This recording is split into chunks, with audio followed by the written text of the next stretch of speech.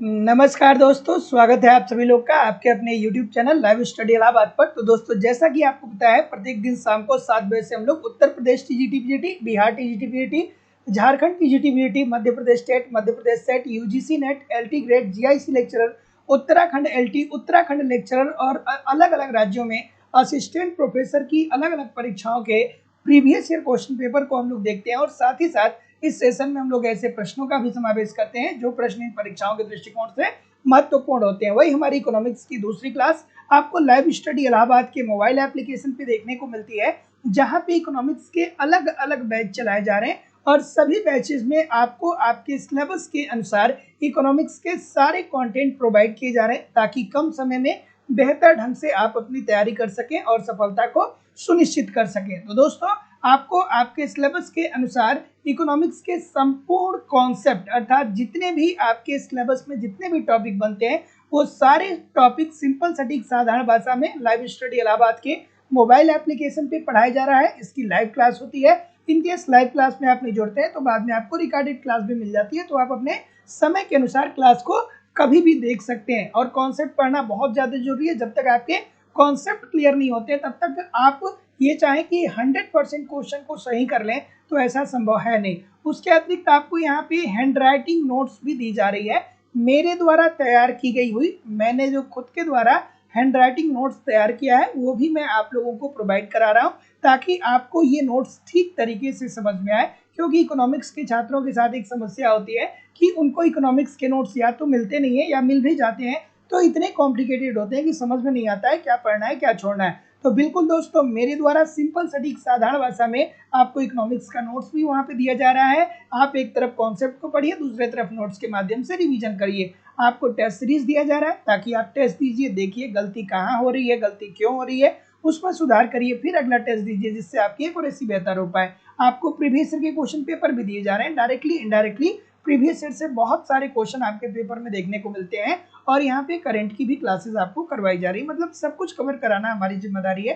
अलग से आपको कुछ भी कलेक्ट करने की जरूरत नहीं, बस आप ईमानदारी से इसको ठीक तरीके से एप्लीकेशन पे फॉलो करते रहिए, यूट्यूब पे प्रैक्टिस करते रहिए। कहीं भी इधर उधर से कुछ भी आपको कलेक्ट करने की जरूरत नहीं होगी।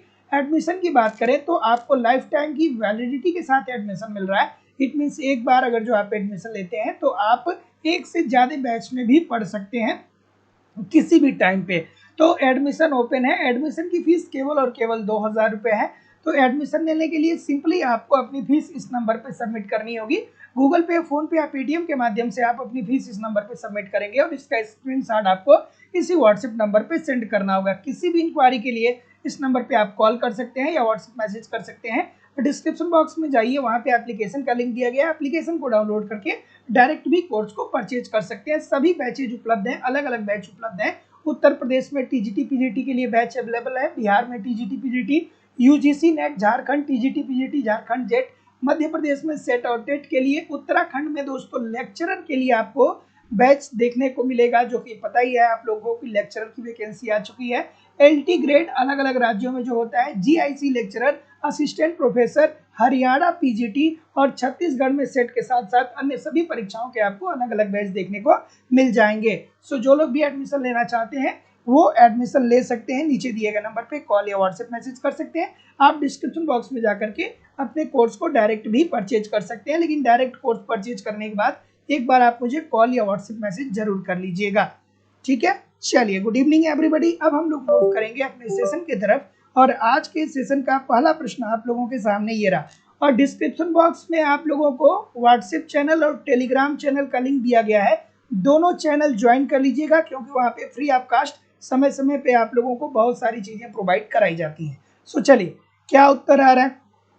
पहला प्रश्न है कि वर्डून का नियम क्या बताता है। तो वर्डून साहब ने एक बहुत अच्छी थियरी दी थी और उस थियरी के माध्यम से उन्होंने क्या कहा था। तो ऑप्शन नंबर सी बोल रहे हैं। तो जितने लोग भी सी बोल रहे हैं सबकी बात सही है कि देखिए, वर्डून के नियम की अगर जो बात करें तो इन्होंने कहा कि जब जनसंख्या में वृद्धि होगी, आसान भाषा में देखिए, बहुत आसान है, जब जनसंख्या में वृद्धि होगी, तो जब लोगों की जनसंख्या में वृद्धि होगी तो जनसंख्या बढ़ने के कारण उस देश में श्रम शक्ति भी बढ़ेगा। उस देश में क्या होगा, उस देश में श्रम शक्ति भी बढ़ेगा। और जब उस देश में श्रम शक्ति बढ़ेगा तो जाहिर सी बात है कि उस देश में उत्पादकता के स्तर में क्या आ जाएगी, वृद्धि आ जाएगी, अर्थात उत्पादन का स्तर बढ़ जाएगा। सो ऑप्शन नंबर जितने लोग भी सी बोल रहे हैं कि जनसंख्या वृद्धि तथा प्रति व्यक्ति उत्पादन वृद्धि दर में धनात्मक संबंध को बताता है, सभी लोग का उत्तर यहाँ पे एब्सोल्युटली 100% ठीक है। तो याद रखिएगा, आज के बाद कभी गलत ना करिएगा कि वर्डून का नियम हमें क्या बताता है। तो वर्डून का नियम ये बताता है कि जब जनसंख्या, किसी राष्ट्र की जनसंख्या में वृद्धि होती है तो जनसंख्या में वृद्धि होने के कारण श्रम शक्ति में भी वृद्धि होती है, मतलब श्रमिक ज्यादा मिलते हैं, और जब ज्यादा श्रमिक मिलेंगे तो उत्पादन का स्तर बढ़ेगा। Option number C. अगला, सूची 1 को सूची 2 के साथ सुमेलित करिए। सूची 1 को सूची 2 के साथ सुमेलित करिए। क्या उत्तर आ रहा है? हाँ, चलिए एक सेकेंड, ठीक है।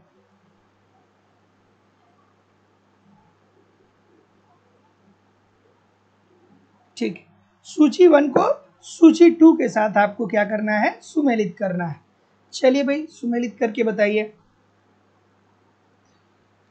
कि प्रदर्शन प्रभाव, अगर जो प्रदर्शन प्रभाव की बात करें तो इजी सी बात है, ड्यूजनबरी साहब ने दिया था प्रदर्शन प्रभाव। प्रदर्शन प्रभाव के अंतर्गत ड्यूजनबरी ने क्या कहा था कि देखिए भैया, एक जो व्यक्ति होता है ना, वो एक जो गरीब व्यक्ति होता है वो अमीर व्यक्ति की लाइफ स्टाइल को फॉलो करने का प्रयास करता है, और इस चक्कर में वो अपने आय का एक बड़ा भाग उपभोग कर लेता है, जिससे उसकी बचत कम हो जाती है, क्योंकि जब उपभोग ज्यादा करेगा तो बचत कम हो जाएगा। तो ऐसी स्थिति में वो व्यक्ति गरीब का गरीब ही बना रहता है, अर्थात लोग दिखावे के चक्कर में अपने आय का एक बड़ा भाग खर्च कर देते हैं और उस पैसे का कोई मतलब नहीं निकलता है और लोग गरीब के गरीब रह जाते हैं। ये बात आपके ड्यूजनबरी साहब ने कहा। उसके बाद अग्रगामी और पश्चगामी प्रभाव की बात करें तो हर्समैन साहब का, आपने अगर जो असंतुलित विकास सिद्धांत पढ़ा होगा तो उसमें उन्होंने कहा था कि हर्समैन साहब ने कहा था कि अर्थव्यवस्था के अलग अलग क्षेत्र होते हैं, जिन क्षेत्र में आपको निवेश करने से ज्यादा लाभ मिलता है उन क्षेत्र में आप विनिवेश की मात्रा को बढ़ाइए, और बाकी के जो क्षेत्र बचे हुए हैं उनमें बाद में विनिवेश करिए लाभ कमाने के बाद।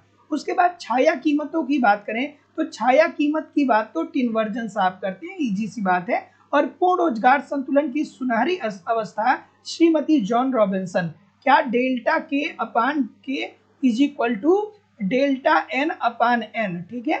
सो ऑप्शन नंबर क्या आ रहा है, ऑप्शन कुछ दिया ही नहीं गया है, तो जितने लोग भी यहाँ पे क्या बोल रहे हैं 4 3 1 2 सम्मिलित कर रहे हैं, सभी लोग का उत्तर ठीक है। अगला प्रश्न कि निम्नलिखित में से किन विकास सिद्धांतों में जनसंख्या की वृद्धि दर महत्वपूर्ण भूमिका अदा करती है। खूबसूरत सा प्रश्न है। चलिए क्या उत्तर आ रहा है, थोड़ा आराम से करिएगा, ये बहुत महत्वपूर्ण प्रश्न है और ये बहुत इंपॉर्टेंट चीज है, ठीक है। अब अगर जो गरीबी के दुष्चक्र की बात करें तो ये किसने दिया था, ये दिया था आपके रेगनर नर्स के द्वारा दिया गया था। रेगनर नर्स के द्वारा गरीबी का दुष्चक्र दिया गया था। क्या कहे थे कि लोगों की आय कम है तो इस वजह से लोगों का निवेश भी कम है, और लोगों का अगर जो निवेश कम है तो लोगों के द्वारा उत्पादन भी कम हो रहा है, और अगर जो लोगों के द्वारा उत्पादन कम हो रहा है, लोगों के द्वारा अगर जो उत्पादन कम हो रहा है तो जाहिर सी बात है कि लाभ कम हो रहा है, और अगर जो लाभ में कमी है तो क्या होगा, आय में कमी रहेगी ही रहेगी। अर्थात कहाँ से चले थे, यहाँ से चले थे और यहीं पे आकर के रुक गए। इन्होंने मांग और पूर्ति दोनों पक्षों को लेकर के समझाया था, लेकिन मैं आपको आसान भाषा में समझा रहा हूँ। उसके बाद अगर जो असंतुलित समृद्धि की बात करें तो ये हर्समैन साहब ने दिया था। किसने दिया था, हर्समैन साहब ने दिया था। कहा था कि अर्थव्यवस्था में जितने भी क्षेत्र हैं सभी क्षेत्रों में आप समान रूप से निवेश न करिए, ठीक है। जिन क्षेत्रों में निवेश करने से आपको लाभ ज्यादा मिल रहा है वहां पे आप ज्यादा निवेश करिए, और बाकी के क्षेत्र को छोड़ दीजिए। जब आप लाभ कमाएंगे तो जो पैसा आएगा उसको बाकी के क्षेत्र में आप निवेश करिएगा।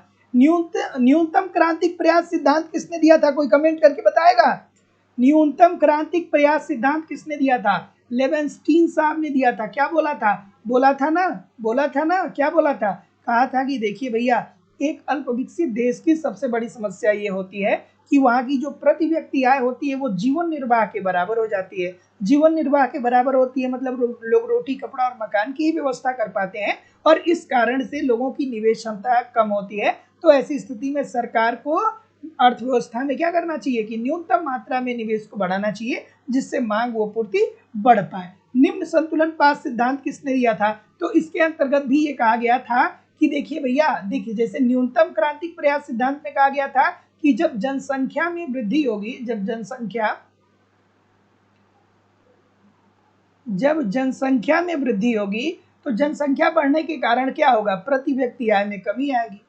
प्रति व्यक्ति आय में क्या होगी? प्रति व्यक्ति आय में कमी आ जाएगी, और जब प्रति व्यक्ति आय में कमी आएगी तो वो जीवन निर्वाह के बराबर होगा, तो लोगों की निवेश जो होगी वहां पे कम होगा। ठीक है, तो ये किसने दिया था? न्यूनतम क्रांतिक प्रयास सिद्धांत लेवेंस्टीन ने दिया था। सेम इसी प्रकार की बात कौन करता है? निम्न आय संतुलन पास सिद्धांत किसने दिया था? सभी लोग कमेंट करके बताइए कि निम्न आय संतुलन पास सिद्धांत किसने दिया था। तो इसमें भी यही बात कही गई थी कि अगर जो जनसंख्या में वृद्धि होती है तो जनसंख्या में वृद्धि होने के कारण निर्भरता लोगों पे निर्भरता बढ़ेगी, और जब निर्भरता बढ़ेगी तो ये निवेश में रुकावटें उत्पन्न करेंगी। सो केवल और केवल इसमें 2 और 3 और 4 ही सही है, अर्थात option number B according to the question this is the right answer हो जाएगा। सो इजी सी बात है। और निम्न संतुलन पास सिद्धांत किसने दिया? तो नेल्सन ने दिया था। ठीक है, नेल्सन ने दिया था, तो याद रखिएगा option number B according to the question this is the right answer हो जाएगा। अर्थात ये क्या कह रहा है कि निम्नलिखित में से किन विकास सिद्धांतों में जनसंख्या की वृद्धि दर महत्वपूर्ण भूमिका अदा करती है? तो जनसंख्या की वृद्धि दर को रेगनर नर्स साहब ने नहीं समझा। इन्होंने कहा कि एक देश गरीब है क्योंकि वो गरीब है। उसके बाद हर्षमैन साहब ने कहा कि भैया सभी क्षेत्रों में समान रूप से निवेश नहीं होना चाहिए, लेकिन न्यूनतम क्रांतिक प्रयास सिद्धांत और निम्न आय संतुलन पास सिद्धांत के अंतर्गत दोनों के अंतर्गत जनसंख्या की बात की गई है। So option number B.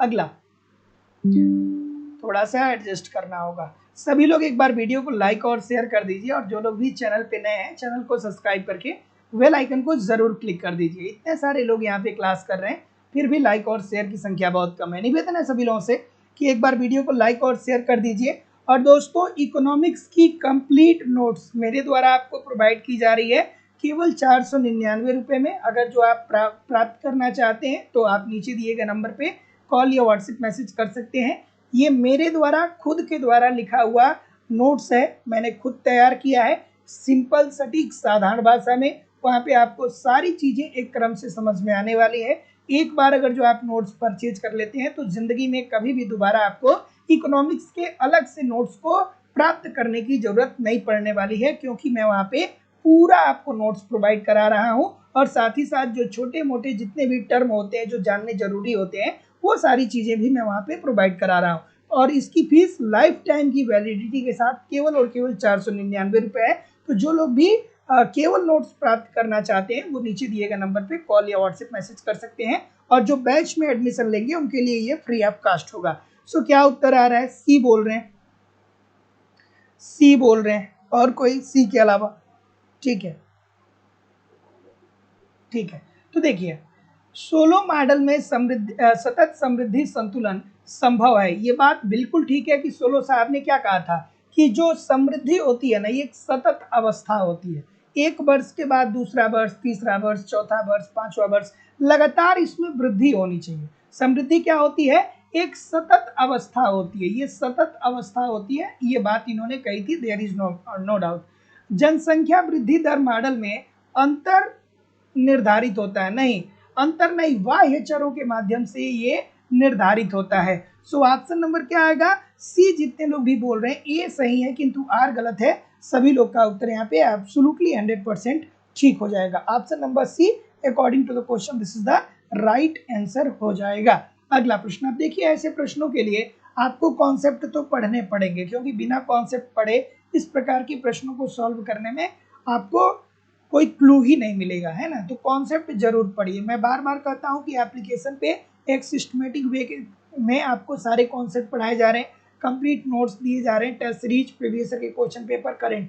इसे ठीक तरीके से फॉलो करिए, कहीं भी इधर उधर से आपको कुछ कलेक्ट करने की जरूरत नहीं होगी। बस आप एप्लीकेशन और यूट्यूब पे दोनों जगह एक 1.5 घंटा एप्लीकेशन पे और 1-1.5 घंटा यूट्यूब पे अगर जो ठीक तरीके से पढ़ रहे हैं, 4 घंटा कम से कम आप पढ़ रहे हैं, तो बहुत मैं निश्चित तौर पे कह सकता हूँ कि आपका सब कुछ बेहतर होने वाला है। चलिए क्या उत्तर आ रहा है? तो जो लोग भी एडमिशन लेना चाहते हैं नीचे दिए गए नंबर पे कॉल या व्हाट्सएप मैसेज कर सकते हैं। क्या उत्तर आ रहा है?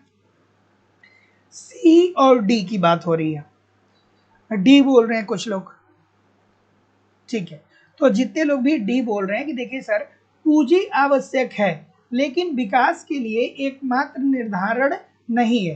तो ये रैगनर नट्स साहब का स्टेटमेंट है। इन्होंने ये कहा कि देखिए, पूंजी जरूरी होता है, पूंजी जरूरी है, लेकिन ऐसा नहीं कि विकास के लिए अगर जो किसी वस्तु का उत्पादन करना है तो केवल और केवल पूंजी ही चाहिए। अगर जो किसी वस्तु का उत्पादन करना है तो पूंजी के साथ साथ श्रम भी चाहिए, पूंजी के साथ साथ भूमि भी चाहिए, ठीक है। अगर जो किसी वस्तु का उत्पादन करना है तो इजी सी बात है ना सर, श्रम चाहिए, श्रम चाहिए, श्रम भी चाहिए, भूमि भी चाहिए, श्रम भी चाहिए, भूमि भी चाहिए, और क्या चाहिए? पूंजी भी चाहिए। तो ऐसा नहीं है कि केवल पूंजी के द्वारा वस्तु का उत्पादन हो जाएगा। ये बात रैगनर नट्स के द्वारा कहा गया। Option number D according to the question this is the right answer हो जाएगा। अगला, कि अल्प विकसित राष्ट्रों में आर्थिक समृद्धि की समस्या आय उत्प्रेरक एवं आय अवसाधक शक्तियों की रस्साकसी के रूप में प्रदर्शित होती है। खूबसूरत सा प्रश्न है, चलिए बताइए क्या उत्तर होगा भाई? हाँ, क्या उत्तर होगा? ऑप्शन नंबर कि अल्प विकसित राष्ट्रों में आर्थिक समृद्धि की समस्या आय उत्प्रेरक एवं आय अवसाधक शक्तियों की रस्साकसी के रूप में प्रदर्शित होती है। क्या उत्तर आ रहा है? ऑप्शन नंबर, हाँ, आवाज कम आ रही है क्या? कौन बोल रहा है आवाज कम आ रही है? वॉइस कम है क्या मेरी? ठीक तो है? हाँ, क्या उत्तर आ रहा है सर?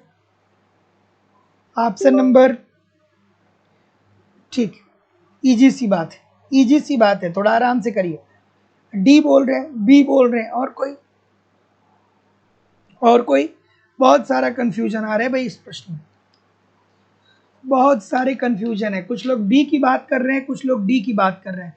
तो जितने लोग भी लेवेंस्टीन साहब की थियरी को अगर जो ठीक तरीके से पढ़े होंगे तो बहुत अच्छे से जानते होंगे कि लेवेंस्टीन साहब ने कौन सा सिद्धांत दिया। तो उन्होंने दिया न्यूनतम क्रांतिक प्रयास सिद्धांत, ठीक है। एक सेकेंड, लेवेंस्टीन साहब ने कौन सी थियरी दी? न्यूनतम क्रांतिक प्रयास सिद्धांत, प्रयास सिद्धांत। इसमें इन्होंने क्या कहा? इन्होंने ये कहा कि देखिए, जब अर्थव्यवस्था में जनसंख्या बढ़ेगी, जब जनसंख्या में वृद्धि होगी, तो ऐसी स्थिति में पारिवारिक निर्भरता क्या हो जाएगी? बढ़ जाएगी। और जब जनसंख्या वृद्धि होगी तो लोगों की जो प्रति व्यक्ति आय है, जनसंख्या वृद्धि होने के कारण प्रति व्यक्ति आय लोगों की क्या हो जाएगी? कम हो जाएगी। और जब प्रति व्यक्ति आय कम हो जाएगी तो अर्थव्यवस्था में निवेश की मात्रा में क्या आ जाएगी? कमी आ जाएगी। इट मीन्स, इसका सीधा सीधी मतलब क्या है कि अगर जो राष्ट्र की आर्थिक समृद्धि करना है तो हमें निर्भरता को क्या करना चाहिए? साइड रखना चाहिए। अर्थात अगर जो जनसंख्या बढ़ रही है तो कहीं ऐसा ना हो कि प्रति व्यक्ति आय में कमी आ जाए। प्रति व्यक्ति आय में कमी आ जाएगी तो लोग जीवन निर्वाह प्राप्त करेंगे, अर्थात लोग केवल और केवल रोटी कपड़ा और मकान की व्यवस्था कर पाएंगे। तो ऐसी स्थिति में निवेश कम हो जाएगी, निवेश कम हो जाएगी तो उत्पादन कम हो जाएगा, उत्पादन कम हो जाएगा तो देश की राष्ट्रीय आय में कमी आ जाएगी। ठीक उसी तरीके से अगर जो जनसंख्या में कमी आती है, अगर जो जनसंख्या में कमी आती है तो फिर क्या होगा? जनसंख्या में कमी आएगी तो प्रति व्यक्ति आय में क्या हो जाएगी? वृद्धि हो जाएगी। और प्रति व्यक्ति आय में वृद्धि होगी तो निवेश की क्षमता बढ़ेगी। अगर जो निवेश में वृद्धि होगी तो उत्पादन बढ़ेगा, और उत्पादन बढ़ेगा तो राष्ट्र की समृद्धि में राष्ट्र समृद्धि की तरफ पे जाएगा। सो ऑप्शन नंबर जितने लोग भी बोल रहे हैं ठीक बोल रहे हैं। अगला, कि जब अर्थव्यवस्था में अत्यधिक तीव्र गति से समृद्धि होती है तो उत्पादक सोचते हैं कि इसे और तेजी से बढ़ाना चाहिए, इसका विपरीत भी सत्य है। ये विचार किसने प्रतिपादित किया? बहुत खूबसूरत सा प्रश्न है। क्या उत्तर होगा? क्या उत्तर होगा भाई? कि जब अर्थव्यवस्था में अत्यधिक तीव्र गति से समृद्धि होती है। तीव्र गति से समृद्धि होने का मतलब क्या है? कि अर्थव्यवस्था में तेजी है। अर्थात यहाँ पे क्या हो रहा है कि लोग वस्तुओं की मांग भी ज्यादा कर रहे हैं, लोग अर्थव्यवस्था में बहुत ज्यादा खरीदारी भी कर रहे हैं, और लोग और उत्पादन भी बहुत ज्यादा होता है, अर्थात पूर्ति में भी बहुत ज्यादा वृद्धि हो रही है। जैसे अभी आपने देखा एक त्योहार आया था करवा चौथ, तो करवा चौथ के दिन अगर जो आप मार्केट गए होंगे तो आपने देखा होगा कि मार्केट जो था वो अपने बिल्कुल उच्चतम स्तर पे था। बहुत ज्यादा लोग खरीदारी कर रहे थे, बहुत सारा उस दिन बाजार जो था वो बहुत ऊपर था, है ना? क्यों? क्योंकि मांग बढ़ गई, मांग बढ़ गई तो लोग पूर्ति भी बढ़ाए थे, दुकानदार भी पूर्ति बढ़ाए थे। करवा चौथ में हम क्या करेंगे कि बहुत सारी वस्तुओं को बिक्री करेंगे। तो ये तो बस एक मैं क्या कर रहा हूँ, उदाहरण दे रहा हूँ। लेकिन ठीक है, अब इस प्रश्न की तरफ आते हैं कि जब अर्थव्यवस्था में अत्यधिक तीव्र गति से समृद्धि होती है तो उत्पादक सोचते हैं कि इसे और तेजी से बढ़ाना चाहिए। अर्थात एक बार अगर जो मांग और पूर्ति बहुत तेजी से आगे बढ़ रहा है तो उत्पादक सोचते हैं कि भैया मांग बढ़ी हुई है तो हम उत्पादन और करें, उत्पादन और करें। लेकिन वहीं दूसरी तरफ अगर जो अर्थव्यवस्था में किसी वस्तु की मांग में कमी आ जाती है तो उत्पादक पूर्ति को भी क्या कर देते हैं, कम कर देते हैं। जैसे अभी मैंने बताया कि करवा चौथ का समय था तो उस समय मार्केट में क्या था कि बहुत ज्यादा मार्केट जो था वो बहुत ज्वलंत था, मतलब मार्केट बहुत तेजी से आगे बढ़ रहा था, बहुत सारी वस्तुओं की मांग हो रही थी, बहुत सारे वस्तुओं की पूर्ति हो रही थी। लेकिन अब वर्तमान समय में जाकर के देखिए, आज के डेट में देखिए तो जितनी बाजार में तेजी उस दिन थी उतनी बाजार में तेजी आज नहीं है। सो ऑप्शन नंबर क्या आ रहा है? तो जितने लोग भी ऑप्शन नंबर क्या बोल रहे हैं, ऑप्शन नंबर जितने लोग भी ए बोल रहे हैं हैरड साहब को, सभी लोग का उत्तर ठीक हो जाएगा। तो याद रखिएगा कि जब अर्थव्यवस्था में अत्यधिक तीव्र गति से समृद्धि होती है तब उत्पादक सोचते हैं कि इसे और तेजी से बढ़ाना चाहिए, और यदि अर्थव्यवस्था में मंदी आती है तो इसके विपरीत भी सही है। अगर जो अर्थव्यवस्था में समृद्धि नहीं होगी, सो इजी सी बात है, अगर जो मांग गिरेगी तो उत्पादक क्यों पूर्ति करेगा, क्यों उत्पादन करेगा, तो पूर्ति में भी कमी ला देगा। सो ऑप्शन नंबर ए, RF कॉहन के द्वारा ये बात कही, सॉरी हैरड के द्वारा ये बात कही गई थी। अगला कि प्रबल प्रयास के सिद्धांत का औचित्य निर्भर करता है। खूबसूरत सा प्रश्न है, एक बार नहीं बहुत बार ये प्रश्न पूछा गया है। देखिए, पढ़ाई पे कंसंट्रेट करिए। लर्निंग प्रोसेस जो होती है वो स्लो होती है, आज नहीं तो कल, कल नहीं तो परसों, 1 महीने नहीं 2 महीने 3 महीने में कभी न कभी आपकी परीक्षा होगी ही होगी, कभी न कभी आपकी परीक्षा ही होगी। लेकिन मन से लगे रहिए कि जब परीक्षा हो तो आप सफल हो जाए। केवल ये नहीं कि हम बात कर रहे हैं कि परीक्षा कब होगी, किस तरीके से चीजें चल रही हैं, केवल बात करने से नहीं होगा। अपने आप को इतना तल्लीन, एक तो अगर जो आपने डिसाइड कर लिया कि सफलता लेना है तो आपके बात करने और ना करने से परीक्षा के डेट में कोई परिवर्तन नहीं होगा। अगर जो आपको लग रहा है कि मुझे जिंदगी में सफल होना है, सफलता प्राप्त करनी है, तो एकदम निश्चिंत होकर के आराम से पढ़िए और इस चीज को भूल जाइए कि परीक्षा कब होगा। जब होगा तब आप दे दीजिएगा। लर्निंग प्रोसेस स्लो होती है, अपने आप को अच्छे से तैयार करिए, अपने आप को बेहतर करिए, टेस्ट दीजिए, समझिए कि सर ठीक है आप टेस्ट जो ले रहे हैं इसमें 150 क्वेश्चन दिए तो कितने क्वेश्चन सही हो पा रहे हैं। अगर जो 150 में 120 क्वेश्चन सही हो रहे हैं, 140 क्वेश्चन सही हो, तो देखिए क्यों ये गलत हो रहे हैं, जो प्रश्न गलत हो रहे हैं क्यों हो रहे हैं। तो ये समय है कि अगर जो आपने डिसाइड कर लिया अभी परीक्षा देना ही है तो फिर ये मैटर नहीं करता है कि परीक्षा होगा कब। ठीक है, परीक्षा हो भी जाएगा, और इतने सालों से परीक्षा नहीं हो रही, पता है ना, 2-3 साल बीत गए, समय लगा नहीं लगा समय। अब ये दुर्भाग्य है, अब इस मैटर पे मैं नहीं बोलूंगा कि परीक्षा इतने दिनों से नहीं हुआ, ये दुर्भाग्य है, ये सभी का दुर्भाग्य है। जितने भी स्टूडेंट हैं ये सबके लिए ये क्या कर रही है, ये चीजें समस्या क्रिएट कर रही हैं, सबके लिए ये समस्या क्रिएट कर रही है जो परीक्षा में डिले हो रहा है। और बाकी आप लोगों ने देखा ही कि मैं भी आयोग पे गया था। अगर जो उत्तर प्रदेश की अगर जो हम बात करें तो अन्य राज्यों में तो परीक्षा होंगी ही होंगी, लेकिन अगर जो यूपी में बात करें तो आयोग पे मैं भी गया था, मैं भी वहाँ पे एक हिस्सा बना था, मैं भी वहाँ पर पे पता किया कि चीज़ें कैसी चल रही हैं। तो अभी चीज़ें बहुत मिक्स चल रही हैं, अभी कुछ ऐसा कंक्लूसिव रिजल्ट नहीं देखने को मिल पा रहा है कि आप लोगों को कोई एक निश्चित समय बता दिया जाए, ठीक है, तो इस बात को समझिए। लेकिन हाँ, ये बात समझ के रखिए कि फरवरी के बाद कभी भी परीक्षा हो सकती है। अगर जो बहुत गिरी हालत की अगर जो मैं बात करूं तो फरवरी के बाद कभी भी परीक्षा हो सकती है ना, इस बात को समझिए। और एक लोग न्यूज और उड़ाए हैं कि प्रयागराज में, इलाहाबाद में महाकुंभ लग रहा है, तो ऐसी स्थिति में परीक्षा नहीं होगी। मैं देख रहा हूँ बहुत सारे लोग बोल रहे हैं। देखिए, सेंटर केवल प्रयागराज में नहीं बनता है, सेंटर जो है वो केवल प्रयागराज में नहीं बनेगा। और अगर जो परीक्षा करवाने की बात होने लगेगी तो उसके लिए भी सरकार के पास और आयोग के पास मैनेजमेंट है, सरकार करवा सकती है ना। तो आप इस बात को समझते रहिए कि अब इस बात को दिमाग में रख लिए कि सरकार परीक्षा ही नहीं करवाएगी अगर जो महाकुंभ प्रयागराज में लग रहा है। तो आपकी बात सही भी हो सकती है, लेकिन एक बात ये भी है कि कोई बहुत बड़ा इसका एक ही शहर में सेंटर तो आपका बनता नहीं, तो कुछ उसके विकल्प भी ढूंढे जा सकते हैं। चलिए, क्या उत्तर होगा? हाँ, क्या उत्तर आ रहा है? क्या उत्तर आ रहा है? तो जितने लोग भी ऑप्शन नंबर क्या बोल रहे हैं, बी बोल रहे हैं कि बाह्य मितव्यताओं पे। ऑप्शन नंबर बी सभी लोग बोल रहे हैं ना, तो जितने लोग भी बी बोल रहे हैं बाह्य मितव्यताओं पे, सभी लोग का उत्तर ठीक हो जाएगा। तो प्रबल प्रयास सिद्धांत किसने दिया था? कोई कमेंट करके बताएगा? रोजेस्टीन रोडान ने दिया था। प्रबल प्रयास सिद्धांत किसने दिया था? रोजेस्टीन रोडान के द्वारा दिया गया था। और रोजेस्टीन रोडान ने अपने प्रबल प्रयास सिद्धांत के अंतर्गत क्या कहा, जिसे हम लोग बड़े धक्के का सिद्धांत भी कहते हैं। बड़े धक्के का सिद्धांत भी कहते हैं, इन्हें बड़े धक्के का सिद्धांत भी कहा जाता है, अर्थात बिग पुश थियरी भी कहा जाता है।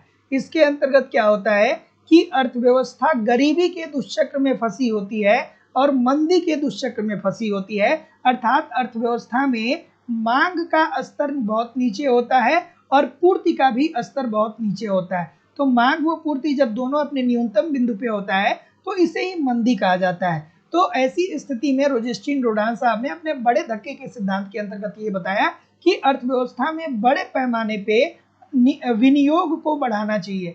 अर्थव्यवस्था में बड़े पैमाने पे विनियोग को बढ़ाना चाहिए। जब बड़े पैमाने पे विनियोग बढ़ेगा तो अर्थव्यवस्था में मांग भी बढ़ेगी और मांग के साथ साथ उत्पादन अर्थात पूर्ति में भी वृद्धि होगी। और जब मांग व पूर्ति दोनों तेजी से ऊपर बढ़ेगा तो ऐसी स्थिति में देश क्या होगा? आर्थिक विकास के पथ पे अग्रसर भी होगा। आर्थिक विकास के पथ पे क्या हो जाएगा? अग्रसर भी हो जाएगा। So option number B. अगला चलिए,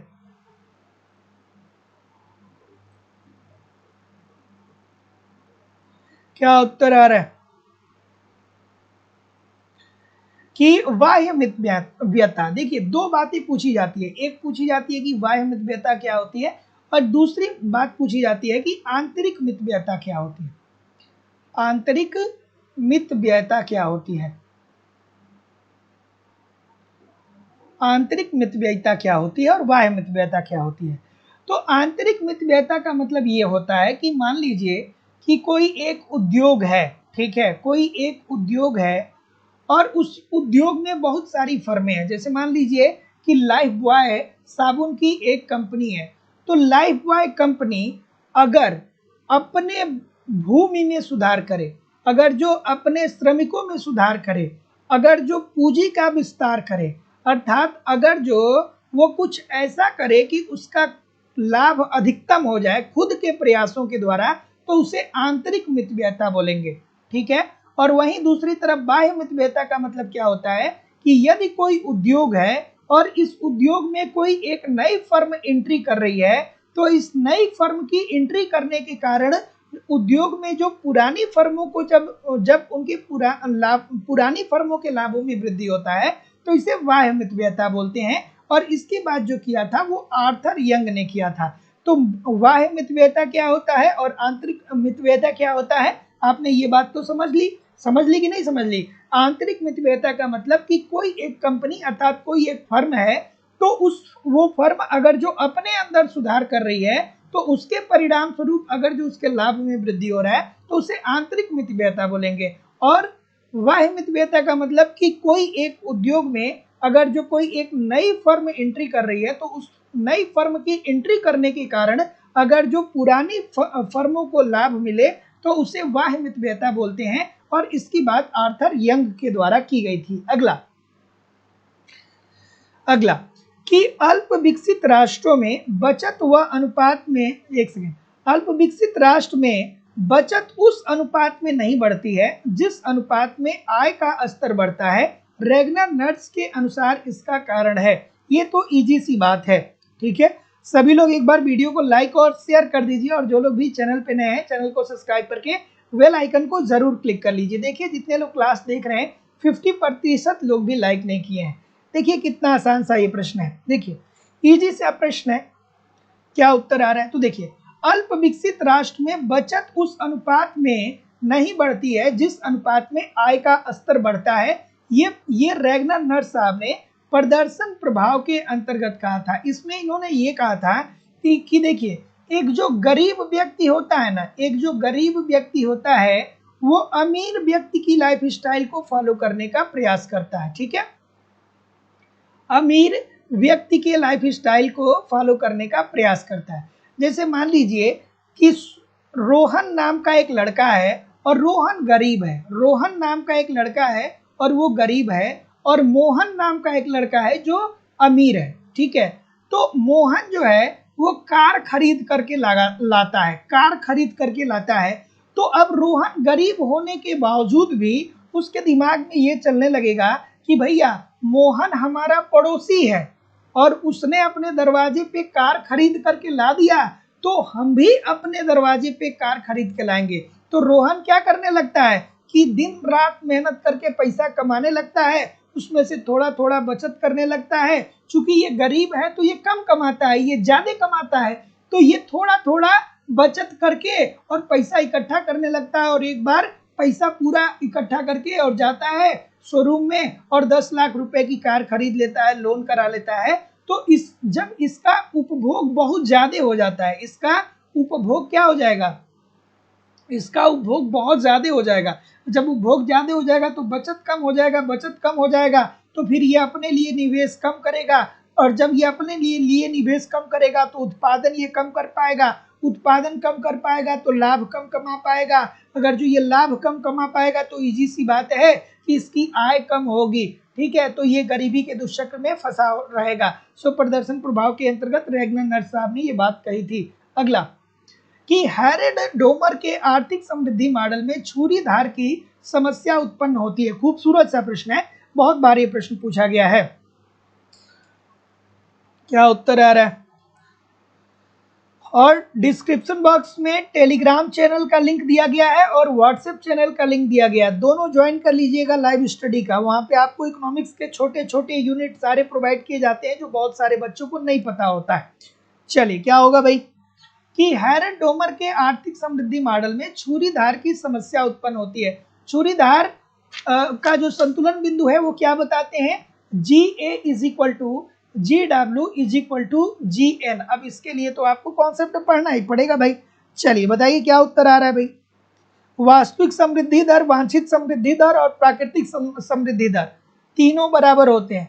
वांछित समृद्धि दर, प्राकृतिक समृद्धि दर और वास्तविक समृद्धि दर, वांछित समृद्धि दर और प्राकृतिक समृद्धि दर, ये तीनों समृद्धि दर बराबर होते हैं। वहीं पे क्या होता है कि पूर्ण रोजगार की स्थिति होती है। अगर जो आपने हैरेड डोमर मॉडल को पढ़ा होगा तो आप जानते होंगे। यहाँ पे क्या होता है कि उत्पादन तकनीकी में परिवर्तन न होने के कारण, बिल्कुल ठीक है। अगर जो आप इनकी मान्यता को देखेंगे तो अपने मान्यता के अंतर्गत उन्होंने कहा था कि जो तकनीकी है, जो टेक्नोलॉजी है, इसमें कोई परिवर्तन नहीं होता है। बचत फलन की स्थिरता के कारण, बिल्कुल ठीक है। गुणक और त्वरक की अंतःक्रिया की भी ये बात करते हैं, तो त्वरक की क्रियाहीनता के भी कारण बोलते हैं। तो जितने लोग भी ऑप्शन नंबर डी बोल रहे हैं सभी लोग का उत्तर यहाँ पे बिल्कुल ठीक हो जाएगा। अगला प्रश्न कि असंतुलित समृद्धि के हैरेड मॉडल में निम्नलिखित में से कौन सा एक स्थिर नहीं है। खूबसूरत सा प्रश्न। चलिए भाई बताइए कि असंतुलित समृद्धि के हैरेड मॉडल में निम्नलिखित में से कौन सा एक स्थिर नहीं है। कौन सा एक स्थिर नहीं है भाई? क्या उत्तर आ रहा है? अब देखिए हेरेड डोमर मॉडल इतना महत्वपूर्ण है ना कि कोई भी पेपर हो 2-3 क्वेश्चन तो आपको देखने को मिलेगा ही मिलेगा। और इसके लिए अगर जो आप कॉन्सेप्ट ठीक तरीके से नहीं पढ़ रहे हैं ना तो ये सब प्रश्न हो नहीं पाएंगे, क्योंकि आप कितना भी रट लीजिए आपको GA, GW और GN क्या होता है इसका हिंदी में फुल फॉर्म यही नहीं पता होगा अगर जो आप कॉन्सेप्ट नहीं पढ़ेंगे तो। और अगर जो यही नहीं पता होगा तो फिर आगे के तो पूरे जितने भी क्वेश्चन होंगे कुछ समझ में नहीं आएगा, कुछ भी समझ में नहीं आएगा। अगर जो आपको GN क्या होता है नहीं मालूम है, GW क्या होता है, GA क्या होता है नहीं पता है तो नहीं समझ में आएगा। इजी सी बात है, इस बात को समझिए। इसीलिए मैं कहता हूं कि आप कॉन्सेप्ट को पढ़ते रहा करिए। ठीक है, ठीक है। तो ऑप्शन नंबर क्या बोल रहे हैं? ए बोल रहे हैं, वास्तविक वृद्धि दर की बात बोल रहे हैं। और कोई?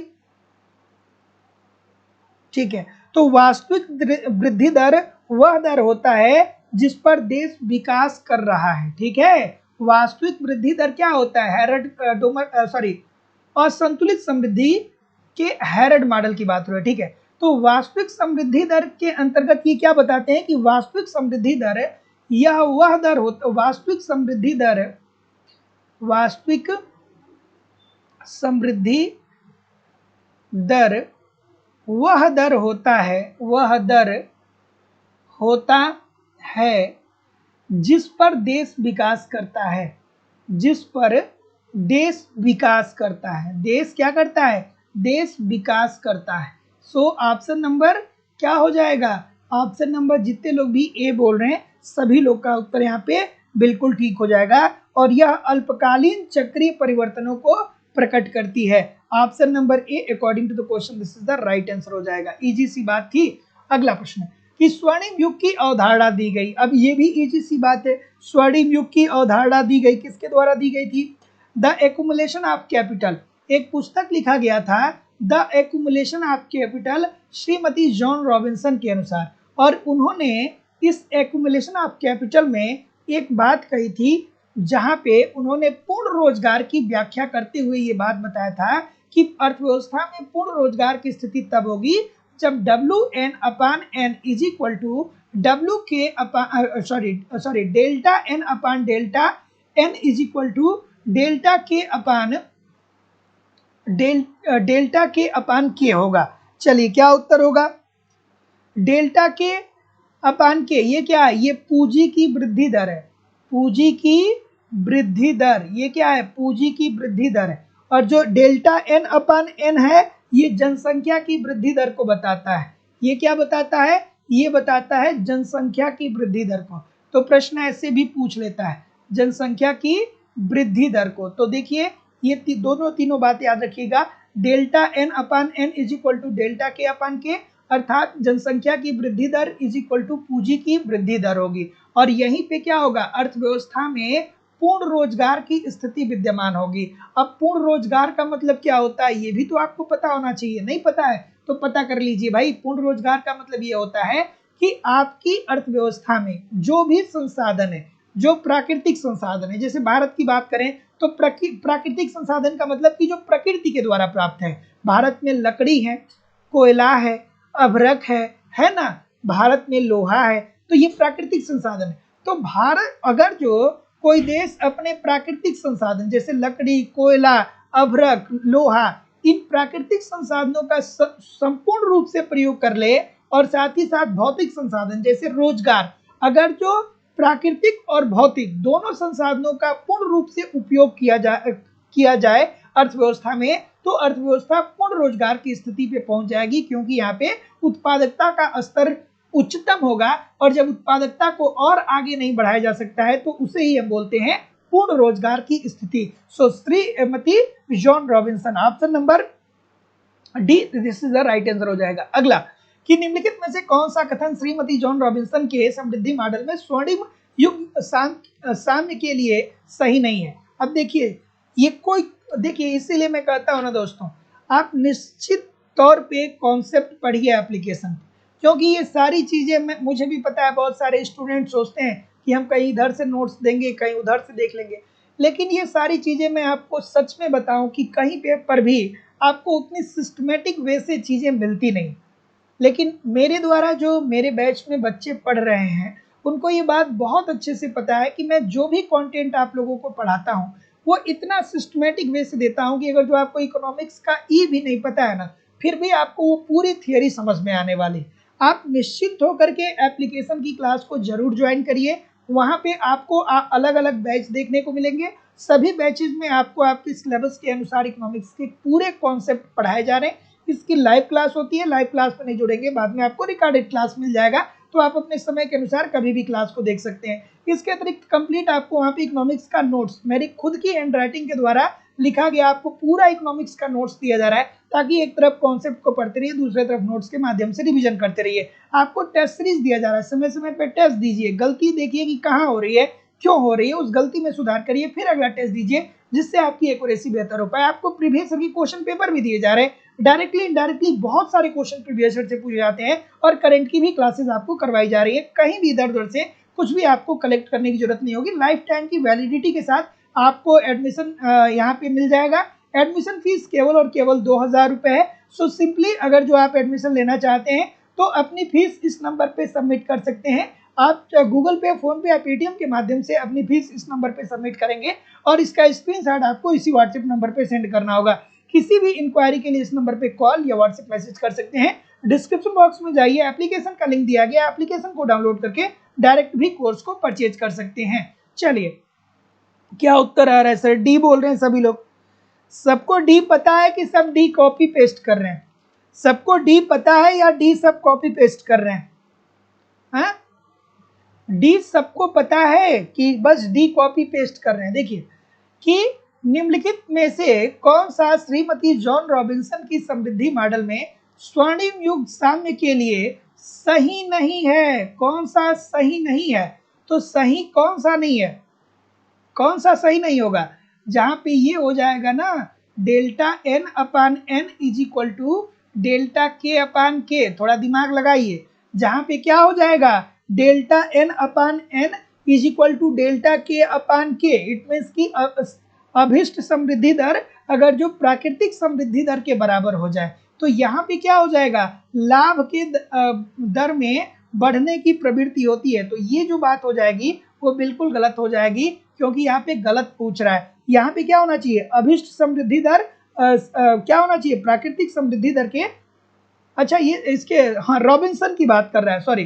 तो यहाँ पे क्या होगा, यहाँ पे delta N upon N is equal to delta K upon के होने वाला है। ठीक है, जहाँ पे पूंजी की वृद्धि दर जनसंख्या की वृद्धि दर के बराबर हो जाए। क्या होगा, पूंजी की वृद्धि दर, पूंजी की वृद्धि दर क्या होगा, जनसंख्या के वृद्धि दर के बराबर हो जाएगा।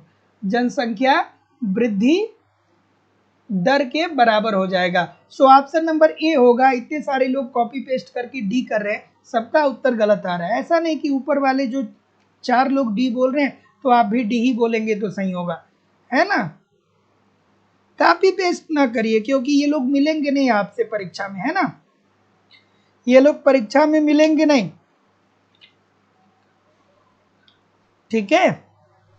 और जो जिसका आप देख करके कर रहे हैं वो भी गलती ही कर रहा है, तो आप ही गलत कर लीजिए, दूसरे का देख के क्यों कर रहे हैं। अगला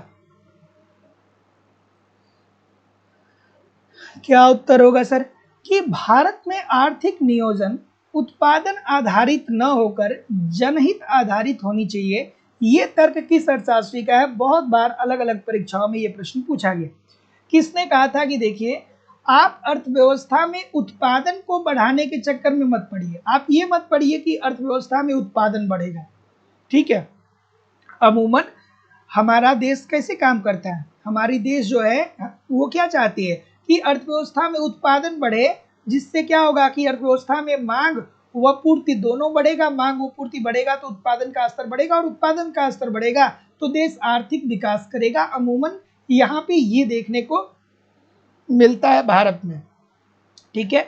आर्थिक विकास को बढ़ावा देने के लिए उत्पादन को बढ़ाने, आर्थिक विकास को बढ़ावा देने के लिए उत्पादन को बढ़ाना हम लोग अपनी पहली प्रायोरिटी को रखते हैं। लेकिन दोस्तों, एक अर्थशास्त्री हुए प्रोफेसर अमर्त्य सेन जी, इन्होंने ये कहा कि देखिए, आप क्या करिए ना कि उत्पादन को बढ़ाने के बारे में मत सोचिए, आप जनहित को बढ़ाइए, ठीक है। आप लोगों के हितों की रक्षा करिए। आप जनहित अर्थात लोग ज्यादा से ज्यादा लोगों के हितों की रक्षा हो और ज्यादा से ज्यादा लोग क्या कर पाए कि अपने आप को बेहतर महसूस कर पाए, आप ऐसा काम करिए। तो ये अमर्त्य सेन के द्वारा कहा गया। Option number A according to the question this is the right answer हो जाएगा। अगला, समृद्धि की प्रक्रिया मूलतः अस्थिर होती है, ये विचार किससे संबंधित है? बहुत बार ये भी प्रश्न पूछा गया है। चलिए थोड़ा आराम से बताइए, और सभी लोग वीडियो को एक बार लाइक और शेयर तो कर दीजिए। इतने सारे लोग क्लास देख रहे हैं, फिर भी लाइक और शेयर की संख्या बहुत कम है। इतने सारे लोग क्लास देख रहे हैं, फिर भी लाइक और शेयर की संख्या बहुत कम है। सभी लोगों से निवेदन है कि एक बार वीडियो को लाइक कर दीजिए और शेयर कर दीजिए। अभी चौधरी जी, मीनू यादव जी, रितु चौहान जी, रवि कुमार जी, सत्यम पाठक जी, चंद्रजीत यादव जी, रत्नेश कुमार जी, बबीता जी, भगवंती जी, नौसाद अली जी, कृष्णा दुबे जी, नेहा जी, पिंकी जी, सुनीता गुप्ता जी, मोहम्मद साहिद नूरी जी, मुनेश पटेल जी, गणपत माली जी, सुमन शर्मा जी, सदानंद मिश्रा जी। बहुत तेजी से आप लोग का उत्तर आ रहा है। सभी लोगों से निवेदन है कि एक बार वीडियो को लाइक और शेयर कर दीजिए। प्रभास दास जी, परेश दास जी, ठीक है, सोनी शर्मा जी, चलिए विकास जी, अजय जी, नरेंद्र कुमार जी, अफजल हसन जी, मीनू यादव जी, सुंदरी कुमारी जी, ललिता साहके जी, आरती तिवारी जी। सभी लोगों से निवेदन है एक बार वीडियो को आप लोग लाइक कर दीजिए। पहले एक बार सभी लोग वीडियो को लाइक कर दीजिए। क्या उत्तर आ रहा है? ऑप्शन नंबर क्या बोल रहे हैं सर? क्या बोल रहे हैं? ए बी सी, और कोई? तो जितने लोग भी ए बी सी तक जा रहे हैं, सबका उत्तर यहाँ पे गलत होने वाला है। तो देखिए भाई, इजी सी बात है, क्यों नहीं बात को समझ रहे हैं? हैरल्ड डोमर साहब ने क्या कहा था? उन्होंने कहा था ना कि अगर जो किसी भी अर्थव्यवस्था को समृद्धि की तरफ जाना है, तो समृद्धि क्या होता है? एक सतत विकास होता है। समृद्धि क्या होता है? एक सतत विकास होता है। जैसे कि मान लीजिए कि हम बात करें 2021 की बात करें, 2022 की बात करें, ठीक है, 2022 की मान लीजिए हम बात करें, हम 2023 की अगर जो हम बात करें, हम 2024 की अगर जो बात करें, तो ऐसी स्थिति में अगर जो आपकी जीडीपी 21 में 7% थी, तो 22 में 7 से कम नहीं होनी चाहिए, 7 से ज्यादा होनी चाहिए। ये 7.5 होनी चाहिए या 8% होनी चाहिए। और 23 में जो पिछला वर्ष था उससे भी ज्यादा होनी चाहिए था। अब 7 से ज्यादा ही होगा। अब ये नहीं कि 7.5 से कम हो जाएगा, ये मान लीजिए कि 8% हो जाए, 24 में क्या हो जाए कि 8.5% हो जाए। तो जो समृद्धि होती है ना, ये अस्थिर होती है, अर्थव्यवस्था में सतत रूप से परिवर्तन देखने को मिलता है। So option number D according to the question this is the right answer हो जाएगा। देखिए कितने सारे लोग इस प्रश्न को गलत कर रहे हैं, नहीं पढ़ रहे, कॉन्सेप्ट नहीं पढ़ रहा है। मुझे नहीं लग रहा है, बहुत अच्छे अच्छे लोगों को मैं देख रहा हूं। चलिए क्या उत्तर होगा कि जीवन निर्वाह विकास की ऊंची दर किस अर्थव्यवस्था पे निर्भर करती है? इस क्लास को 1-2 बार और देख लीजिएगा, ठीक है ना, क्योंकि मैं देख रहा हूं आज बहुत सारे लोग अच्छा नहीं कर पा रहे। क्या उत्तर होगा भाई कि जीवन निर्वाह विकास की जीवन, और जो लोग कॉन्सेप्ट की क्लास में एडमिशन लिए आप परेशान न होइए, ये टॉपिक अभी हुआ नहीं है। आर्थिक समृद्धि का जो टॉपिक है वो अभी नहीं हुआ है, उसमें अभी हम लोग पढ़ने वाले हैं ये सारे मॉडल को, ठीक है। विकास वाला पार्ट हम लोग पढ़ चुके हैं, समृद्धि वाला नहीं पढ़े, तो परेशान न होइएगा, अभी इसको एप्लीकेशन पे पढ़ाया जाना बाकी है। और जो लोग भी नए हैं या पुराने हैं, जो लोग भी एडमिशन लेना चाहते हैं या जो ले चुके हैं, आप लोग एक क्रम से सारी क्लासेस को देखते रहिए, क्योंकि सिस्टमेटिक वे से एक क्रम के माध्यम से ही वो सारी क्लासेस वहाँ पे जा रही है। बार बार पढ़ते रहिए, रिवीजन करते रहिए, तभी होगा। ये चाहे कि एक बार पढ़ लें और हो जाए तो जिंदगी भर के लिए सही तो नहीं होगा, है ना। क्या उत्तर होगा भाई? ऑप्शन नंबर क्या बोल रहे हैं? A B C, again again, ठीक है। तो देखिए, चल ये बोल रहे हैं सभी लोग, तो देखिए इजी सी बात है, जीवन निर्वाह विकास। अब जीवन निर्वाह विकास का मतलब ये होता है कि आपको इतना पैसा मिल जाए कि आप रोटी, कपड़ा और मकान की व्यवस्था कर पाए। आप क्या कर पाए? 2 वक्त की रोटी जुटा पाए, ठीक है, शरीर ढकने के लिए आप कपड़े की व्यवस्था कर पाएं और रहने के लिए एक सुरक्षित स्थान अर्थात मकान की व्यवस्था कर पाएं। तो ये होता है दोस्तों जीवन निर्वहन विकास। तो अगर जो हम लोग बात करें कि कृषि क्षेत्र की ऊंची विकास दर, तो मान लीजिए कि एक कृषक के पास अगर जो 15 एकड़ भूमि है, अगर एक कृषक के पास 15 एकड़ भूमि है, तो 15 एकड़ भूमि पे वो उत्पादन करके क्या कर लेगा, करोड़पति और अरबपति तो नहीं बन पाएगा ना। करोड़ों रुपए वो 15 एकड़ अगर जो उसके पास भूमि है तो जो फसल बेचेगा वो 1 करोड़ का तो नहीं बेच पाएगा ना, 15 एकड़ से वो कितना बेचेगा, ठीक है, 50,000, 1 लाख, 2 लाख ऐसा बेचेगा।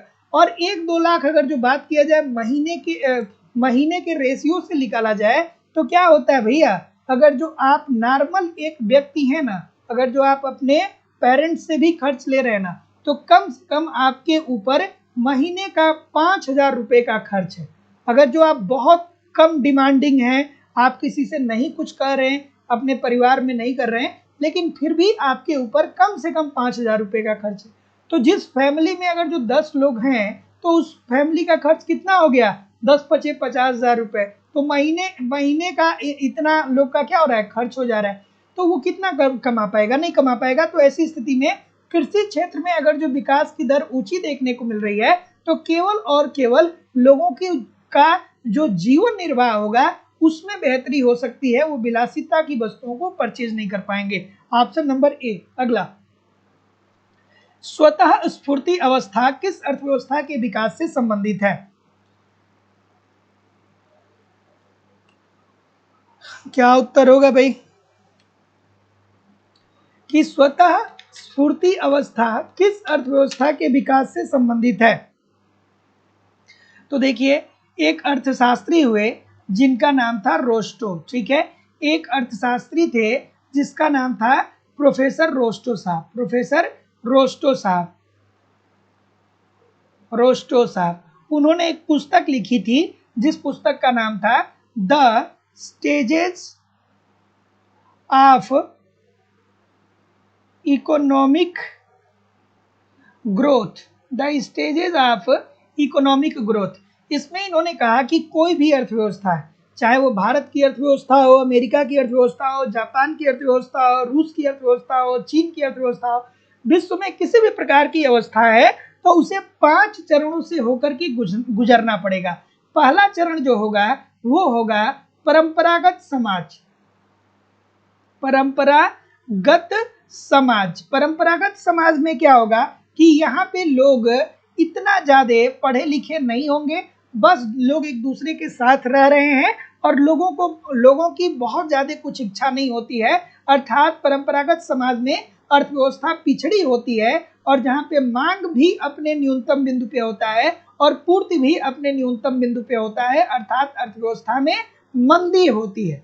ये पहली अवस्था है किसी भी अर्थव्यवस्था की ये पहली अवस्था है। दूसरा उन्होंने कहा आत्मस्फूर्ति से पूर्व की अवस्था।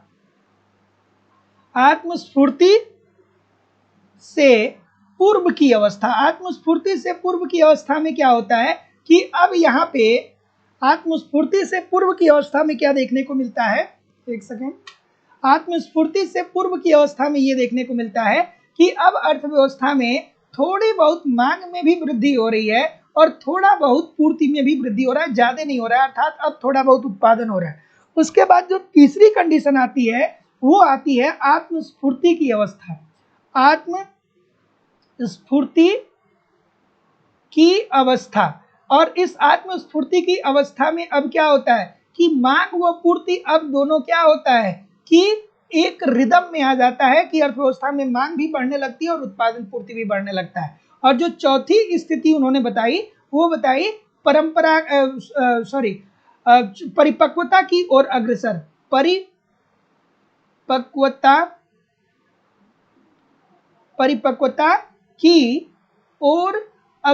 परिपक्वता की ओर अग्रसर में मांग व पूर्ति तेजी से बढ़ता है, देश का आर्थिक विकास होता है। और पांचवा जो है वो समृद्धि की अवस्था या उच्च उपभोग की अवस्था। तो ये पांचवी अवस्था है जिसमें दोस्तों अभी अमेरिका और जितने भी विकसित देश हैं वो यहाँ पे है, जो अल्प विकसित देश है वो यहाँ पे है। और अगर जो भारत की बात करें तो भारत दूसरी कंडीशन में विद्यमान था 1991 में, अभी यहाँ पे ये तीसरी कंडीशन में विद्यमान है 51 में। सो ऑप्शन नंबर क्या आ रहा है, रोस्टो साहब डी। अगला, पेरेटो इष्टतम का तात्पर्य है, पेरेटो इष्टतम का तात्पर्य क्या है सर? पेरेटो इष्टतम का तात्पर्य क्या है बताइए। पेरेटो इष्टतम का तात्पर्य है ऑप्शन नंबर, तो जितने लोग भी डी बोल रहे हैं क्या ठीक बोल रहे हैं, सी बोल रहे हैं कुछ लोग। पेरेटो इष्टतम अगर जो आप पढ़े होंगे थियरी को तो कल्याणकारी अर्थशास्त्र के अंतर्गत आप इसे पढ़ते हैं, और कल्याणकारी अर्थशास्त्र की वह शाखा है जिसके अंतर्गत मानव के आर्थिक कल्याण का अध्ययन किया जाता है, जहाँ पे सबसे पहले आप पीगू को पढ़ते हैं, फिर मार्शल को पढ़ते हैं, उसके बाद आप पेरेटो को पढ़ते हैं, फिर हिग्स और सिटोवास्की को पढ़ते हैं, फिर एलन को पढ़ते हैं, सैमुअल्सन को पढ़ते हैं, बहुत सारे अर्थशास्त्रियों को आप पढ़ते हैं और सबका अलग अलग विचार होता है। सो ऑप्शन नंबर क्या बोल रहे हैं, डी बोल रहे हैं। तो जितने लोग भी डी बोल रहे हैं, देखिए संसाधन आप आवंटन सबके लिए कम से कम एक बेहतर और कोई बदतर नहीं होगा। सी वाला गलत हो जाएगा, जितने भी रट्टा मार के बैठे हैं ना सब गलत होंगे सी वाले। सी क्यों बोल रहे हो भाई, ये क्या दे रहा है, ये कह रहा है कि संसाधन आवंटन जिसके लिए कम से कम एक बेहतर है और कोई भी बदतर नहीं है, ऐसा थोड़ी है। पेरेटो साहब का जो अनुकूलतम सिद्धांत है या पेरेटो इष्टतम जो सिद्धांत हमें ये बताता है, वो ये बताता है कि देखिए अगर जो दो व्यक्ति हैं, व्यक्ति ए और व्यक्ति बी, तो अगर जो व्यक्ति बी के लाभ में वृद्धि करनी है, अगर जो व्यक्ति बी के लाभ में वृद्धि करनी है तो व्यक्ति ए के लाभ में क्या करनी पड़ेगी, व्यक्ति ए के लाभ में कमी लानी पड़ेगी। अगर जो बी को बेहतर बनाना है तो ए को क्या करना पड़ेगा, कम करना पड़ेगा। अर्थात आवंटन से कुछ नहीं होना जाना है, अगर जो किसी को लाभ पहुंचाएंगे तो किसी को हानि पहुंचाना पड़ेगा। तो पेरेटो इष्टतम इसी बात को बताता है कि अगर जो एक की जिंदगी को बेहतर बनाना है तो दूसरे की जिंदगी को क्या करना पड़ेगा कि थोड़ा सा उसकी जिंदगी को कम बेहतर करना होगा। और उसके बाद अभी जब पेरेटो के बाद हिग्स और सिटोवास्की साहब आते हैं तो इन लोगों का ये कहना है कि नहीं भैया, हम बी वाले को लाभ भी पहुंचा देंगे और ए को जितना हानि हुआ है, अगर जो बी को लाभ पहुंचाने से ए को जितना हानि हुआ है इसके हानि की क्षतिपूर्ति भी कर देंगे। ठीक है, सो इस बात को भी ध्यान में रखिएगा, ऑप्शन नंबर डी। अगला, थोड़ा सा एडजस्ट करना होगा, सभी लोग एक बार वीडियो को लाइक तो कर दीजिए, इतने सारे लोग क्लास देख रहे हैं फिर भी बहुत सारे लोग वीडियो को लाइक और शेयर नहीं किए हैं। सभी लोग एक बार वीडियो को लाइक कर दीजिए, जितने लोग भी क्लास देख रहे हैं एक बार वीडियो को लाइक और शेयर जरूर कर दीजिए।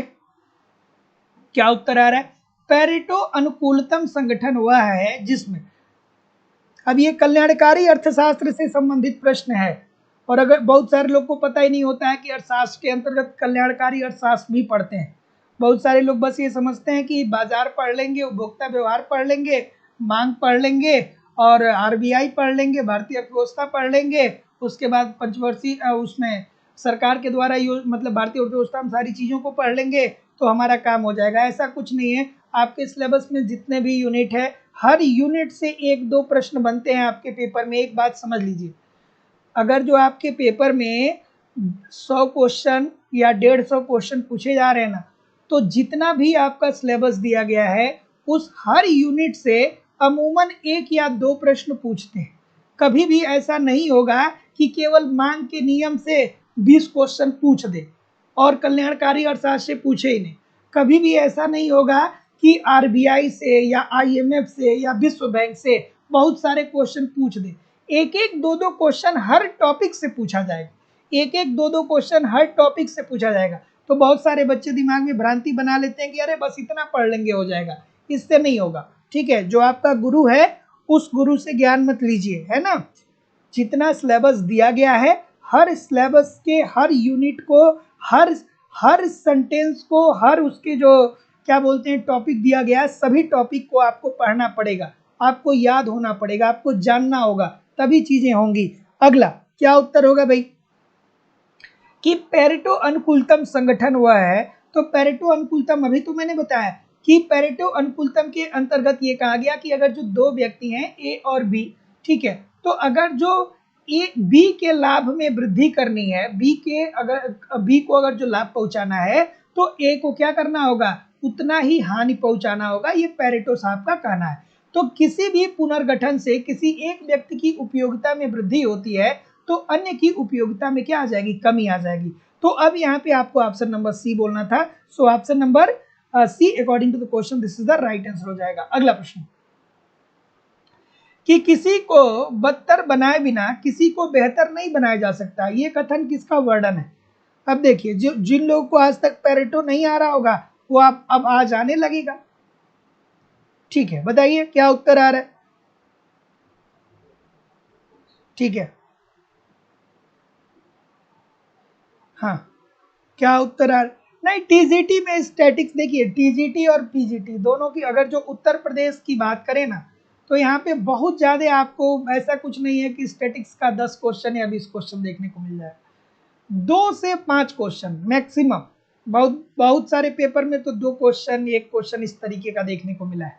ठीक है, टीजीटी में तो मतलब ना के बराबर ही मान के चलिए, 1-2 क्वेश्चन पूछ दे बहुत है। अगला कि किसी को बदतर बनाए बिना किसी को बेहतर नहीं बनाया जा सकता है, अर्थात ये पेरेटो सिस्टम के अंतर्गत कहा गया। अर्थात कहा गया कि अगर जो दो व्यक्ति हैं, एक का नाम है राम और दूसरा का नाम है श्याम, तो अगर जो श्याम को लाभ पहुंचाना है, श्याम को लाभ पहुंचाना है तो राम को क्या करनी होगी, हानि पहुंचानी होगी। जितना लाभ हम श्याम को पहुंचाएंगे उतना ही हानि हमको राम को पहुंचाना होगा। यही पेरेटो अनुकूलतम कहलाता है। अगला कि भारत में जनसंख्या वृद्धि निम्न के बढ़ने से प्रभावित होती है। जनसंख्या वृद्धि कब प्रभावित होती है बताइए। जनसंख्या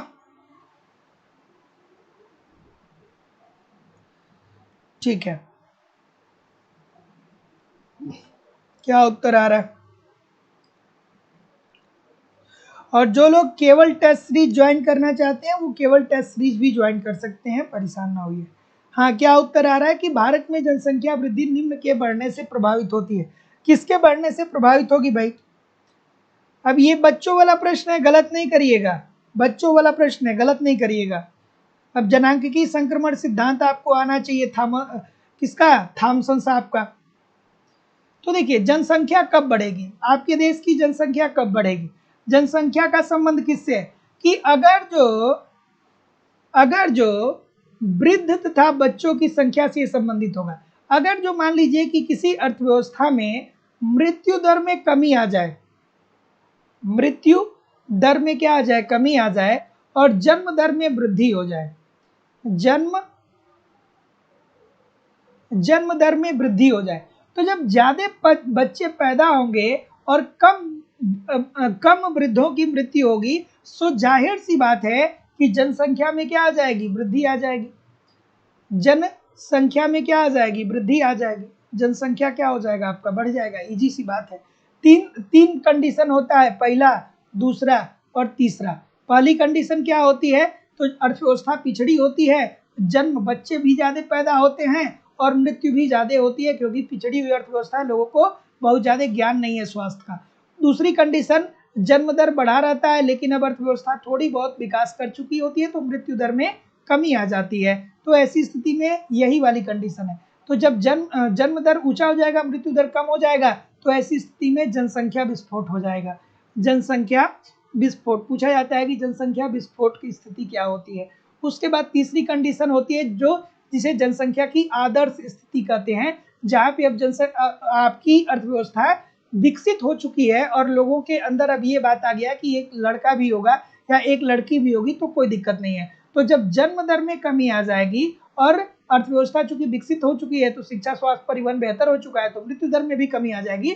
तो ये जनसंख्या की आदर्श स्थिति होती है। ठीक है, आदर्श स्थिति। तो 2 प्रश्न यहाँ पे और थोड़ा ध्यान रखिएगा कि जनसंख्या विस्फोट की कौन सी स्थिति है, दूसरी स्थिति है, और जनसंख्या की आदर्श स्थिति कौन सी है? तीसरी स्थिति है। ठीक है, आदर्श में बहुत सारे बच्चे ऑप्शन नंबर ए कर देते हैं, ए करेंगे तो गलत हो जाएगा, इस बात को समझिएगा। अगला कि 2011 की जनगणना के अनुसार भारत में किस राज्य की साक्षरता दर सबसे कम थी? मोस्ट इंपॉर्टेंट प्रश्न है दोस्तों।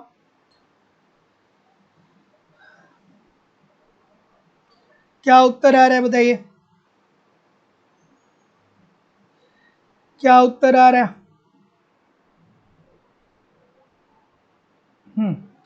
चलिए, क्या उत्तर आ रहा है कि 2011 की जनगणना की बात हो रही है। सो इजी सी बात है दोस्तों, याद रखिएगा कि बिहार की अगर जो हम लोग बात करें ना, बिहार की, तो अप्रोक्सीमेटली लगभग यहाँ पे 62% साक्षरता है। पहले नंबर पे बिहार है और दूसरे नंबर पे क्या है? दूसरे नंबर पे अरुणाचल प्रदेश है। दूसरे नंबर पे क्या है? दूसरे नंबर पे अरुणाचल प्रदेश है, अरुणाचल प्रदेश। ठीक है, तो बिहार की साक्षरता दर कितनी है?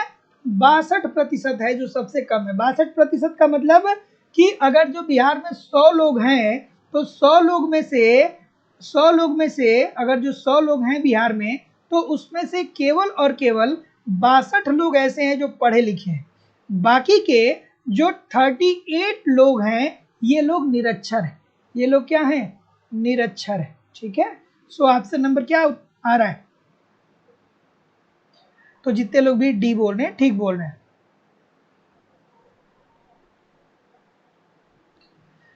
अगला, इष्टतम जनसंख्या उस बिंदु पे होगी जब, इष्टतम जनसंख्या अभी बात कर रहे थे उसी के बारे में। इष्टतम जनसंख्या उस बिंदु पे होगी, किस बिंदु पे होगी भाई? क्या उत्तर होगा? इष्टतम जनसंख्या उस बिंदु पे होगा, किस बिंदु पे होगा इष्टतम जनसंख्या?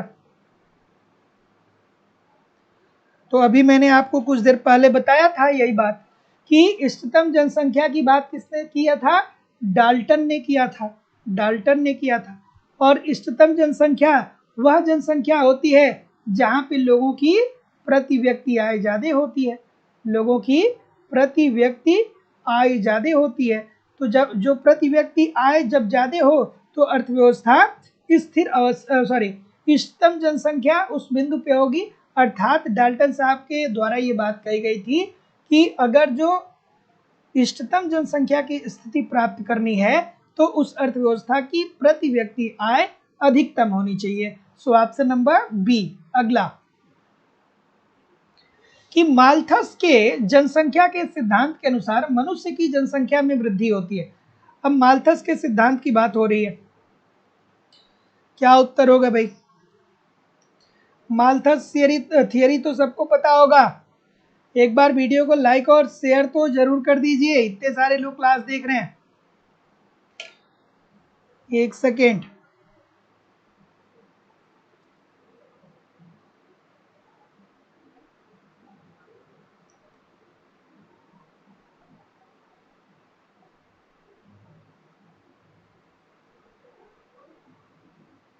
ठीक है, एक सेकेंड।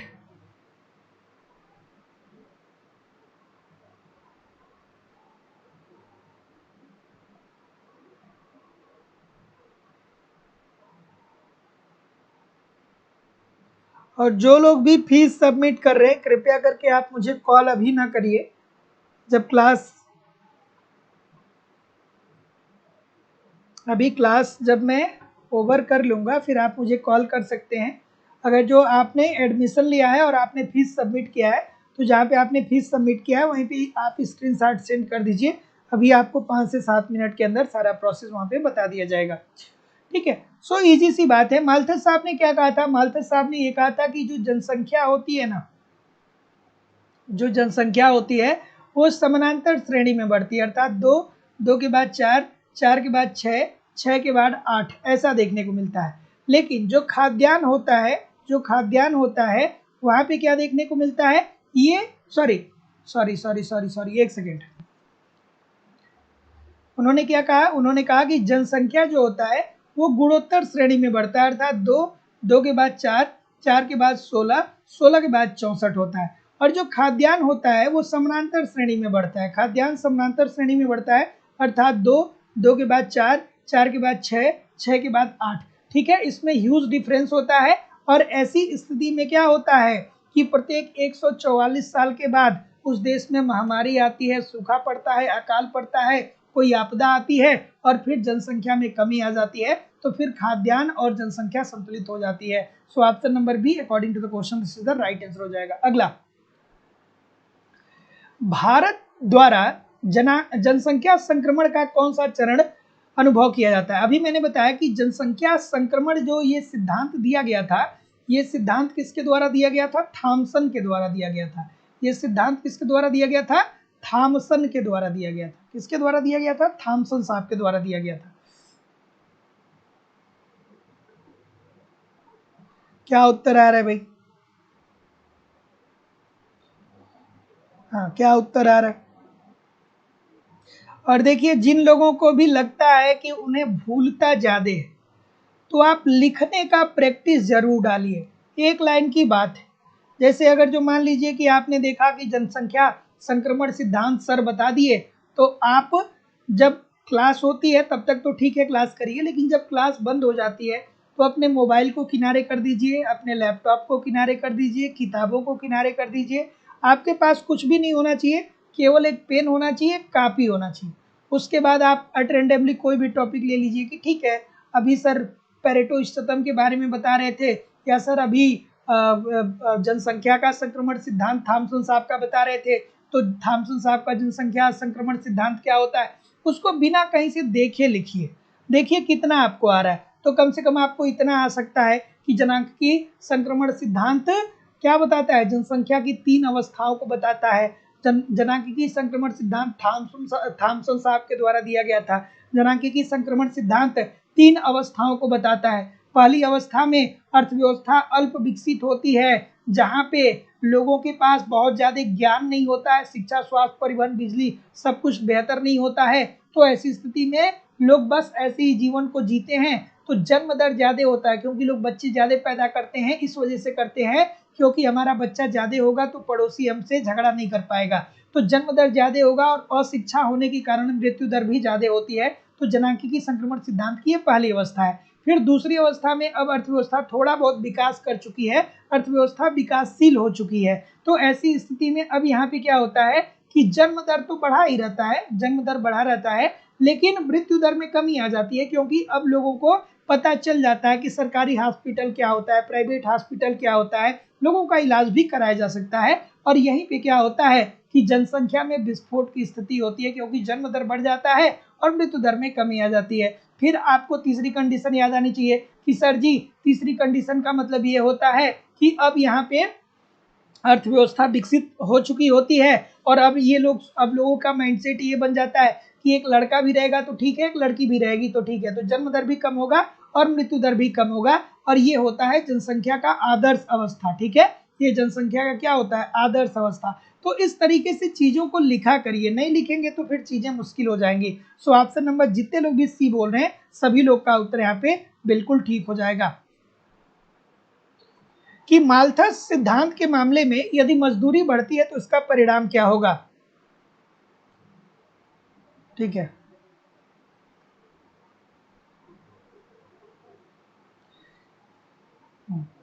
और कभी भी कुछ भी, जैसे अगर जो आप किसी चीज को रिवाइज करने के लिए लिख रहे हैं तो देख करके लिखिए, लेकिन खुद से दिन भर में 1 घंटे या आधे घंटे का समय ऐसे निकालिए कि जो इकोनॉमिक्स आपके माइंड में है बस उसी को लिखिए। कहीं से मत देखिए, कुछ ना देखिए, कहीं से कुछ मत देखिए कि कैसे लिखना है, किस तरीके से आगे बढ़ना है, जो आपके दिमाग में है उसी को लिखिए। धीरे धीरे चीज़ें बेहतर होती चली जाएंगी। बहुत सारे लोगों की ये बात होती है कि सर हमें चीज़ें भूलती हैं, तो भूलती इसीलिए हैं कि क्योंकि अब आपके जो नए छात्र हैं वो क्या करने शुरू कर दिए हैं? कम लिखना प्रारंभ कर दिए हैं। क्या उत्तर आ रहा है? ऑप्शन नंबर ए। ठीक है, तो माल्थस साहब ने ये कहा कि अगर जो अर्थव्यवस्था में मजदूरी में वृद्धि होगी, मजदूरी में वृद्धि होगी तो उसका खान पान, स्वास्थ्य का स्तर बेहतर होगा, और खान पान और स्वास्थ्य का स्तर बेहतर होगा तो जाहिर सी बात है कि फिर मृत्यु दर में क्या आ जाएगी, कमी आ जाएगी।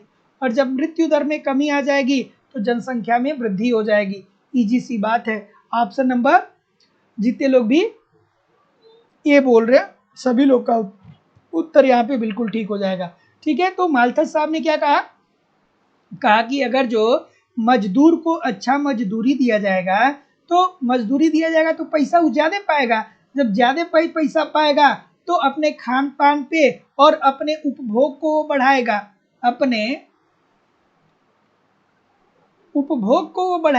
और जब अपने उपभोग को बढ़ाएगा तो वो शिक्षा पे, स्वास्थ्य पे, परिवहन पे, बहुत सारी चीजें पे पैसा खर्च करने लगेगा। और जब ऐसा खर्च करने लगेगा, स्वास्थ्य पे खर्च करने लगेगा, तो मृत्यु दर में क्या आ जाएगी, मृत्यु दर में कमी आ जाएगी। और जब मृत्यु दर में कमी आ जाएगी तो अर्थव्यवस्था में जनसंख्या बढ़ जाएगा। अर्थव्यवस्था में क्या होगा, जनसंख्या बढ़ जाएगा। So option number A this is the right answer हो जाएगा। अगला, जनांकिकी शब्द मूलतः किसने प्रयुक्त किया?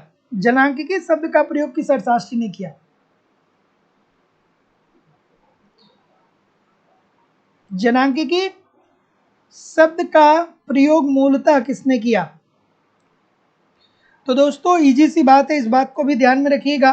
तो ये 1855 की बात है। 1855 में जनांकिकी शब्द का प्रयोग जो किया था वो आसिले गुइलार्ड के द्वारा किया गया था। तो याद रखिएगा कि 1855 में जनांकिकी शब्द का प्रयोग आसिले गुइलार्ड के द्वारा किया गया था। अगला प्रश्न, कि दीर्घ अवधि में निम्न में से कौन सा वक्र विकासशील अर्थव्यवस्था के लिए जनसंख्या के समय पथ का सटीक प्रतिनिधित्व करता है? खूबसूरत सा प्रश्न है, खूबसूरत सा प्रश्न है। अगर जो आप कॉन्सेप्ट पढ़े होंगे ना तो इस बात को बहुत अच्छे से जानते होंगे, इस ग्राफ को बहुत अच्छे से जानते होंगे।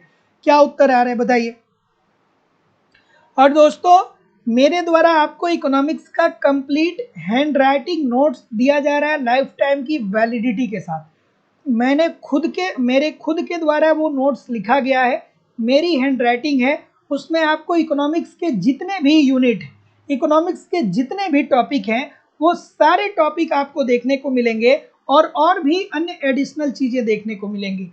अगर जो एक बार आप उस नोट्स को परचेज कर लेंगे तो मैं निश्चित तौर पे कह सकता हूं कि फिर दोबारा जिंदगी में कभी भी आपको इकोनॉमिक्स के इधर उधर से नोट्स को कलेक्ट करने की जरूरत नहीं होगी कि ये टॉपिक यहाँ पे है, वो टॉपिक वहाँ पे है। वहाँ पे आपको एक सिस्टमेटिक वे से, एक आपको यूनिट वाइज एक क्रम में जितने भी टॉपिक हैं उसको सिस्टमेटिक वे से प्रोवाइड किया जा रहा है। उसकी जो शुल्क है केवल और केवल 499 रुपए है लाइफ टाइम की वैलिडिटी के साथ। तो जो लोग भी केवल नोट्स प्राप्त करना चाहते हैं वो केवल और केवल 499 रुपए अपनी फीस इस नंबर पे सबमिट करके इसका स्क्रीनशॉट इसी व्हाट्सएप नंबर पे सेंड कर देंगे तो आपको वहां पे नोट्स मिल जाएगा। चलिए, कि दीर्घ अवधि में निम्नलिखित में से कौन सा वक्र, कोई पूछ रहा है कि एनसीईआरटी भी मिल जाएगा। हम पूरा समुद्र देने की बात कर रहे हैं और आप तालाब की बात कर रहे हैं। बहुत सारे लोग को लगता है कि केवल एनसीईआरटी पढ़ लिया जाएगा तो हो जाएगा। अरे भाई, एनसीईआरटी से भी आसान भाषा में चीज़ें आपको दी जा रही हैं और एनसीईआरटी में सारे टॉपिक इकोनॉमिक्स के नहीं मिलते हैं। जिनको लगता है कि इकोनॉमिक्स के सभी टॉपिक मिलते हैं, एनसीईआरटी में इकोनॉमिक्स के सभी टॉपिक नहीं मिलते हैं, है ना। बस जो कुछ चीज़ें हाईलाइट होती हैं, जो ज़्यादा बच्चों के दिमाग में बनी रहती है, वही सारी चीज़ें हों। इकोनॉमिक्स बहुत सारी चीज़ें आपको पढ़नी है, इकोनॉमिक्स में इतनी सारी चीज़ें पढ़नी है कि अगर जो आप सिलेबस को ठीक तरीके से देखेंगे तब आपको समझ में आएगा। क्या उत्तर आ रहा है भाई? हाँ, बीपीएससी के लिए नोट्स अवेलेबल है। क्या उत्तर आ रहा है? तो जितने लोग भी ऑप्शन नंबर बी बोल रहे हैं कि सर लॉजिस्टिक वक्र, सभी लोग का उत्तर यहाँ पे बिल्कुल ठीक हो जाएगा। Option number B according to the question this is the right answer हो जाएगा। तो इंग्लिश हिंदी माध्यम में है, इंग्लिश माध्यम में मेरे पास कुछ भी नहीं है, सारा का सारा इंग्लिश माध्यम में ही है, सॉरी हिंदी माध्यम में। इंग्लिश माध्यम में हमारे पास आपको कोई कंटेंट नहीं मिलेगा, हिंदी माध्यम के ही छात्रों के लिए सारे आपको यहाँ पे नोट्स मिलेंगे। ठीक है, चलिए, कि दीर्घ अवधि में निम्नलिखित में से कौन सा वक्र विकासशील अर्थव्यवस्था के लिए जनसंख्या के समय पथ का सटीक प्रतिनिधित्व करता है? तो लॉजिस्टिक वक्र, ऑप्शन नंबर बी। अगला प्रश्न, कि निम्नलिखित कथनों पर विचार करिए और विचार करके बताइए कि प्रकृति की दावत थोड़े लोगों के लिए है, जो बिना निमंत्रण के आएंगे वे भूखे रहेंगे। ये किसने कहा था? क्या उत्तर आ रहा है सर? और देखिए, आप इकोनॉमिक्स के छात्र हैं तो आपको अच्छा इन्वेस्ट करने भी आना चाहिए, है ना। मैं 2,000 रुपये में कंप्लीट कोर्स देता हूं, उसमें कम से कम आपको 200 लेक्चर में देता हूं, 200 लेक्चर में देता हूं, 200 कम से कम 200 क्लास में आपको प्रोवाइड कराता हूं। उसके बाद में आपको कंप्लीट खुद की हैंडराइटिंग से लिखा हुआ नोट्स भी प्रोवाइड करा रहा हूँ। उसके बाद में आपको टेस्ट सीरीज भी दे रहा हूँ, प्रीवियस ईयर के क्वेश्चन पेपर भी दे रहा हूँ, करंट भी दे रहा हूँ, लाइफ टाइम की वैलिडिटी, सारी चीजें आपको दी जा रही। पर क्लास की भी अगर जो बात की जाए तो उसकी वैल्यू 10 रुपए की भी नहीं है ठीक तरीके से। तो आप निश्चिंत होकर के आराम से एप्लीकेशन पे पढ़िए, यूट्यूब पे प्रैक्टिस करिए। आपकी फीस ऑलरेडी बहुत कम है, जितने सारे कंटेंट आपको दिए जा रहे हैं उसकी अपेक्षा में फीस आपसे कुछ भी नहीं लिया जा रहा है, लाइफ टाइम की वैलिडिटी आपको दी जा रही है। बस आप निश्चिंत होकर के ठीक तरीके से फॉलो करते रहेंगे तो आपको कोई समस्या नहीं होगी। कंप्लीट बैच की फीस केवल और केवल 2,000 रुपये है।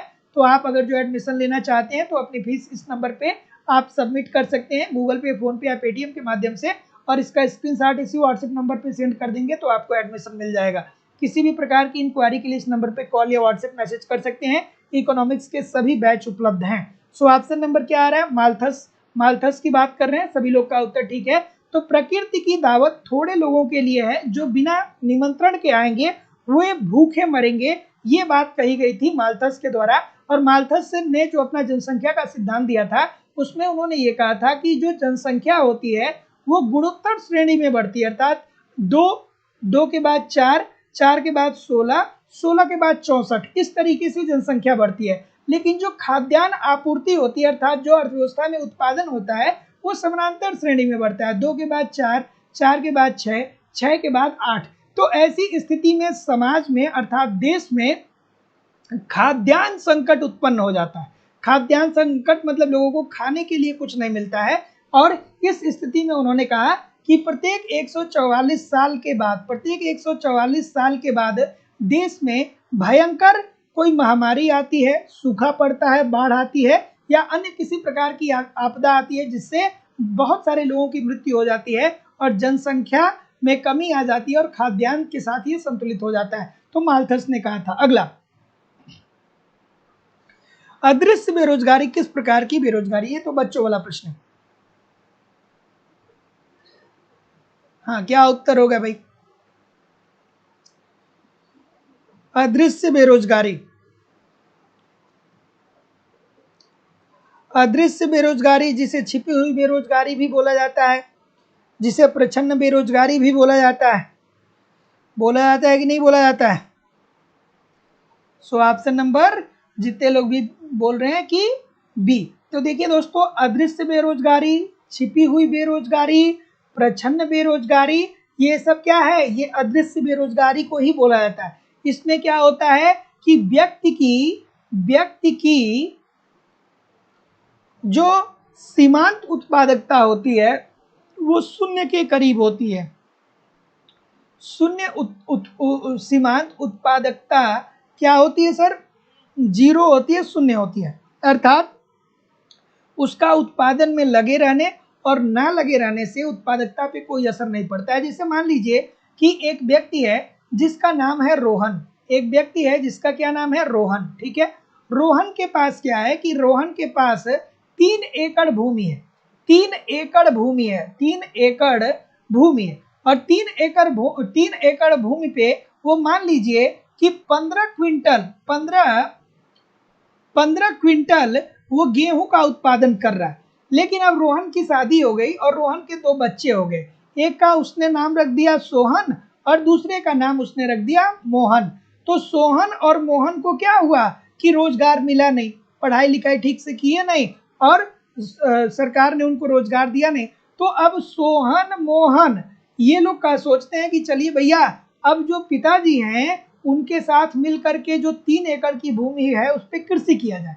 तो अब अगर जो सोहन, मोहन और रोहन ये लोग तीनों लोग मिल करके इस 3 एकड़ की भूमि पे उत्पादन करना शुरू कर देंगे ना, तो ऐसा नहीं है कि 15 क्विंटल से ज्यादा वो गेहूं का उत्पादन कर पाएंगे। क्यों? क्योंकि भूमि की उर्वरा शक्ति अलग है। ऐसा नहीं है कि आप 3 एकड़ भूमि पे 100 लोगों को लगा देंगे तो इससे 3 एकड़ भूमि पे अगर जो 100 लोगों को लगा देंगे तो ऐसा नहीं है कि 100 कुंटल गेहूं का उत्पादन कर पाएंगे। भूमि की उर्वरा शक्ति क्या होती है?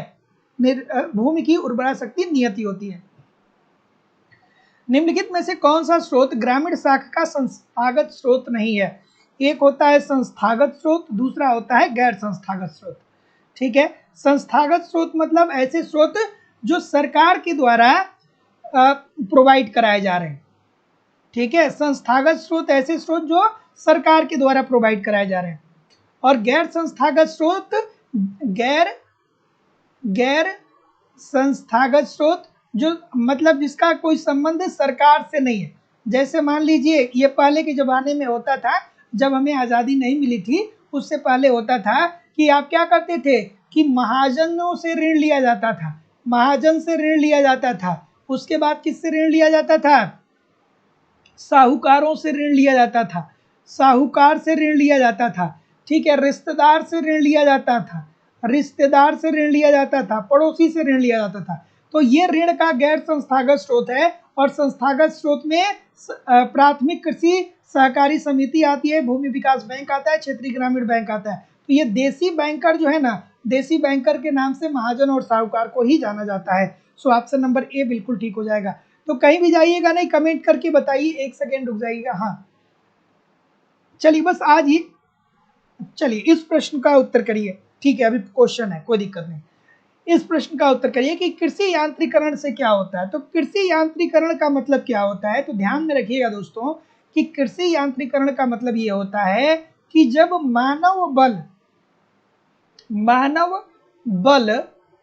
व पशु बल, मानव बल व पशु बल की बजाय, मानव बल और पशु बल की बजाय जब आधुनिक उपकरणों से खेती होने लगे, आधुनिक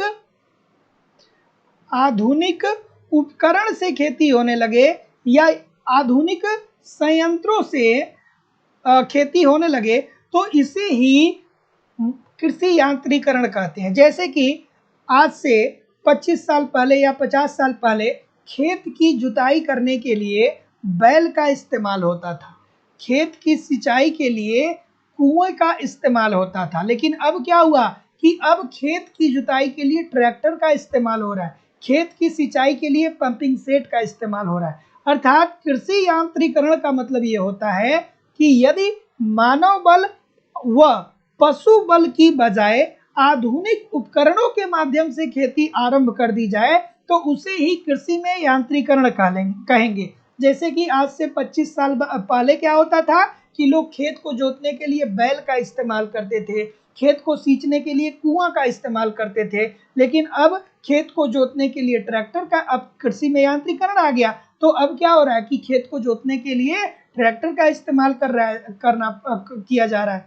तो इससे क्या होगी कि कृषि श्रम कुशलता में वृद्धि होगी, उत्पादन लागत में कमी आएगी, समय की बचत भी होगी। सो जितने लोग भी डी बोल रहे हैं ठीक बोल रहे हैं। चलिए, बस कहीं भी जाइएगा नहीं, आज की क्लास में इतना ही। बाकी के जो प्रश्न बचे हैं कल इसको देख लेंगे।